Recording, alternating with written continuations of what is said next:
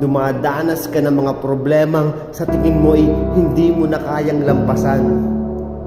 Pero may sinasabi ang Panginoon para sa iyo, kapatid.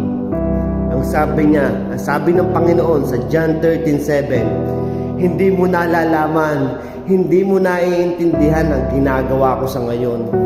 Pero balang araw, mauunawaan mo, maiintindihan mo. Dahil may mga tao na dating nagtatanong din sa Panginoon at dati nilang sinisisi. Pero ngayon nasabi na, Lord, salamat po. Salamat po. At sa daang yun dati ay hindi mo ako pinatuloy. Salamat, Panginoon, at itinuwid mo ang aking mga hakbang. Salamat, Panginoon, kasi successful ako ngayon. Lord, salamat po. At meron akong mabuting asawa, meron akong mabuting trabaho, meron akong magandang kinabukasan.